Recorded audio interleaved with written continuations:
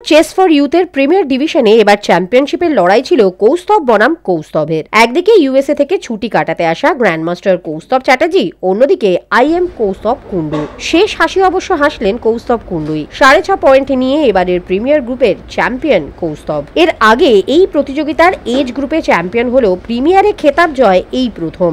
স্বভাবতই খুশি কৌস্তভ। জানালেন, টুর্নামেন্টের মাঝপথেই বুঝতে পেরেছিলেন এবার চ্যাম্পিয়নশিপের অনেকটাই কাছে পৌঁছে গেছেন।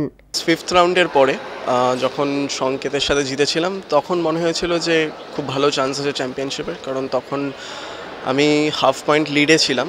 আর মানে টপ কন্টেন্ডার্স যারা ছিল চ্যাম্পিয়নশিপের জন্য, নীলাশ এবং কৌস্তভ চ্যাটার্জি, তো নীলাশের সাথে আমি অলরেডি খেলে নিয়েছিলাম, ওকে আমি হারিয়ে দিয়েছিলাম। তো আর কৌস্তভ চ্যাটার্জির সাথে শুধু খেলা তখন বাকি ছিল।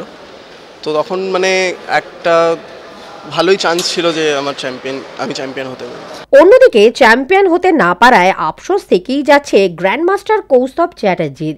গত বছরই হায়ার স্টাডিজের জন্য মার্কিন মুল্লুকে পাড়ি দিয়েছেন কৌস্তভ। বলছেন, খুব একটা প্রস্তুতি ছিল না এই টুর্নামেন্টে নামার। একই সঙ্গে পড়াশোনার চাপে দাবা এখন একটু কমই গুরুত্ব পাচ্ছে জীবনে। তবে সতীর্থ কৌস্তভ কুন্ডুর খেলার প্রশংসা শোনা গেল কৌস্তভ চ্যাটার্জির মুখে। আমি লাস্ট মনে হয় যখন সেসফেরিতে খেলেছিলাম তখন একটা বিশাল কম্পিটিটিভ সেসফেরিতে হয়েছিল। দীপ্তান্দা ছিল, মিত্রাবোধা ছিল, আরণ্যক ছিল। তো এইবার অনেকে নেই, কারণ ওরা বাইরে খেলতে গেছে। তার খুব ডিফারেন্ট এক্সপিরিয়েন্স আছে, বিকজ আমার যে কম্পিটিটার্স ইউজুয়ালি তারা কেউ নেই।